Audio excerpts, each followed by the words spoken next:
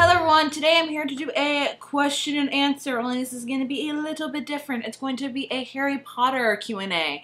So pretty much on one of my videos, I asked you guys to ask me all of your Harry Potter questions. I'm going to answer them. So this Q&A is full of Harry Potter questions. Now, in case you have not read the Harry Potter series, I will let you know in case I do spoil something for you. And so yeah, it's safe to watch in case you haven't read the entire series. So let's get on to the questions because there are quite a few. Who's your favorite character from the entire series? And I decided to start with this one because it's going to be the most obvious one. Hermione Granger is my all-time favorite character of all time from any book, from any series. I am just Hermione Granger freak. I love her. The next question is, do you think the series would be as popular if books 1 through 3 were as long as books 4 through 7? That's a good question. Probably I'd say, but I like the way it's constructed. Like the first book's quite short, and the second one gets a little bit bigger, and the third one gets a little bit bigger, and then they grow huge from there. So I'd say it wouldn't matter, but I like the way it was formatted. Who is your favorite villain? This is a good one. Voldemort, I think he's one of the best villains ever because you just despise him. But as far as other type of villains are, I really love Umbridge. Umbridge was like the one character I think everybody in the Harry Potter world hates like the most. Like everyone hates Umbridge. Like Umbridge is horrible. And she really like wasn't a villain, but she kind of was. So I love her. And I also love Bellatrix Lestrange. I would love a whole book about Bellatrix Lestrange because she was so complex and just so evil, and I just loved reading about her. Any scene with her in it, I was like, I need more. What is your favorite spell? A good question. I don't know. There's so many cool spells. I mean, I love the simple ones like Lumos, like getting me some light, Wingardium Leviosa. I don't know. I would like to... Was there a spell to shut somebody up, like to just... If somebody was talking and you just got sick of them, you would just say a thing and they'd be like, bam, done. Wouldn't talk anymore for like until you were ready. I'm pretty sure there's a spell for that, but if I would like that one, that would be my favorite. To revive one character from the Harry Potter series, who would it be and why? Now this will be a spoiler, so until you see me give a thumbs up, do stop watching right now. I think I would revive Tonks, and the reason for that is because I know everyone's gonna be like, not Dumbledore, not Sirius Black, is because Tonks left behind a baby. Tonks left behind a little baby, and I think that I feel bad for that baby because, you know, I want it to have a parent at least, so either Tonks or Lupin, because I would just really want Teddy to have a parent in his life. I mean, I think that's good. So you can watch now. Which Harry Potter movie do you think is the best adaptation? That's another good question. Since I'm rereading the series, every time I finish the book, I will rewatch the movie. And I just finished Prisoner of Azkaban. I watched the movie. I was like, that wasn't that great of an adaptation. I want to say my favorite is the last two. I just those movies are just phenomenal in my opinion. I also really love Goblet of Fire, so maybe those. I can't say for certain right now because I haven't reread them in so long, but I will reread them this month and next month. So for now, that question is somewhat of still a question.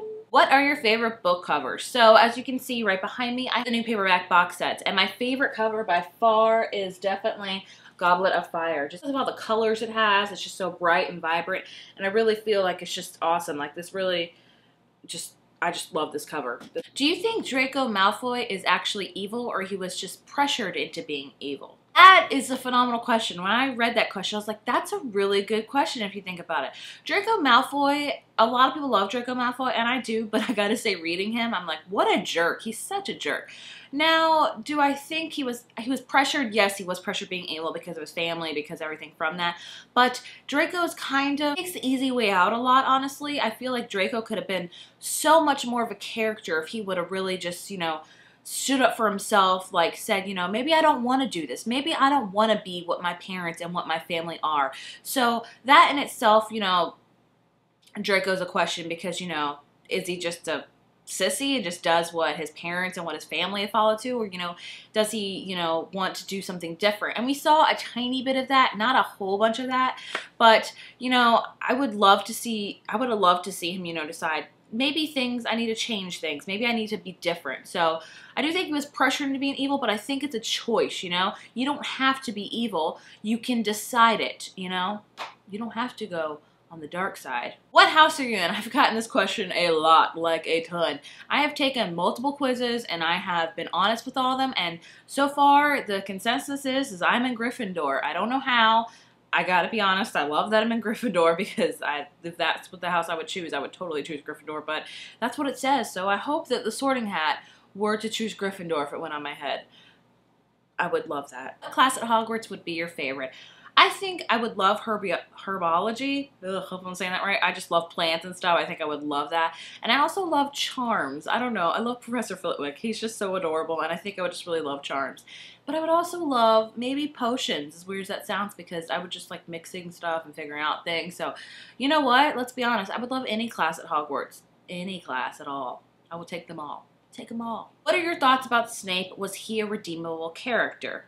This is probably going to be spoiler for you, so do not stop watching until I give you the thumbs up. So Snape, I definitely think was a redeemable character. I actually think Snape is one of the best characters I've ever read in my life because for so long, you know, I've read Harry Potter and I hated Snape. I was like, he's doing evil things. He's not supporting. He's on Voldemort's side. And then we get that last book and then you see his backstory and you see everything and it just all came together and it flowed and you're like, holy crap, Snape was so well written and he was such on the good side, but he betrayed himself so nobody would know it, and it was just so phenomenally written. So I do think Snape was definitely a redeemable character. Snape's my favorite. I love Snape. You know, Snape was doing things for love ultimately, and you would have never, ever, ever guessed that, you know, reading the book until you read the last one. Oh my gosh, so amazing. You can watch now. What career would you want in the Harry Potter world? If I could choose, I would probably be a professor at Hogwarts. What class I would teach? I don't know. If I wasn't a professor at Hogwarts, I would love to like own a shop in Diagon Alley or Hogsmeade. I would just love that. Maybe like own a bookstore. That'd be awesome. Flourish and Blanc, I'll take that over. Least favorite book of the 7. Another good question. I'm rereading them now, and like I said, I just finished The Prisoner of Azkaban, and I'm starting The Goblet of Fire today. Was it The Half-Blood Prince? I think it was. It's been so long. I just remember, I remember that Harry was very emo in it, and he was very sullen and sulky and crying all the time in that book, and I was just like, ugh. But I don't know. Now, don't hold me to that because I still need to reread it because it's been so long. So, you know, I don't know. What dragon would you want to fight in the Triwizard Tournament? And since I'm just starting Goblet of Fire again, I'm not too sure. I do know there was the Norwegian Riddrack, the Hungarian Horntail, and then was there 2 others? The easiest one, let's just be honest, okay? The easiest one, whoever had the easiest time in the Goblet of Fire, I want that dragon because I don't even want to ever be fighting a dragon. So thanks, Jamie, for making that really hard question for me. What dragon you want to kill you, pretty much, is what you're asking, because I wouldn't survive that. What is your favorite memory associated with Harry Potter? And I love this question because I know it automatically. The reason why I tell everyone Prisoner of Azkaban is my favorite book is because I have the most vivid memories of it. And I remember when I believe I was 13 when I read it.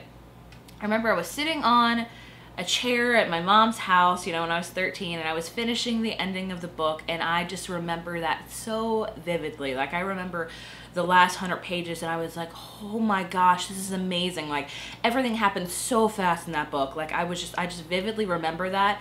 And I do remember a lot reading the other books, but that one has just stuck most in my mind, and I just love The Prisoner of Azkaban for that. That and seeing the movies with my husband, because I wasn't really into Harry Potter when I first met him, but when we started dating, you know, I slowly introduced him into the world of it, and he loves it now. Like, he watches the movies on his own, he asks me questions about it, and that's another favorite memory is, you know, bringing someone else to love Harry Potter just as much as you do is awesome. What are your thoughts / feelings on 8th book? I'm opposed to it, honestly. I know you're all like, what? I think it ended on a great note. I think I'm happy with the fate of all of the characters. I'm happy with knowing what they're, you know, doing. Of course, I like snippets here and there, like, you know, that little story J.K. Rowling just put out by Rita Skeeter. I love that. But I don't think there needs to be an 8th book. If anything, I would love to see a book with the, you know, kids of the other kids and all that stuff, like Harry Potter's kids and Ron's kids.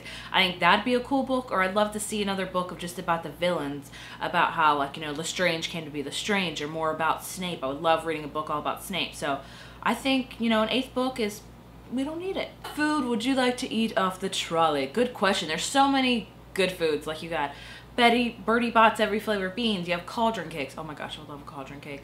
You have pumpkin pasties. I would love a pumpkin pasty. Any of them, honestly. you know, what's the other one?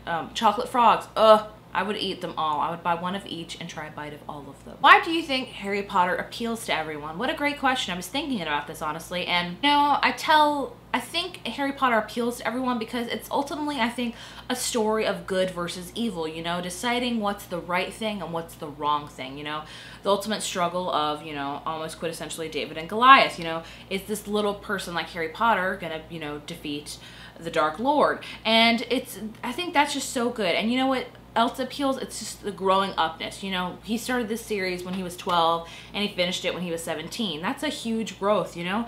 You're grown in that time, so I think that's why it appeals, you know, the good versus evil, the growing up, there's so many characters and you care about these characters so much. So that, I think, is the reason why it appeals to everybody. It's just the good versus evil, honestly, and I hope that is a good answer. And that was the last question. Now, I didn't do all of the questions in my comments because there were a ton, but if you want me to do more of these Harry Potter Q&As, because I love doing them, please leave future Harry Potter questions down below and I will be sure to answer them in a upcoming video.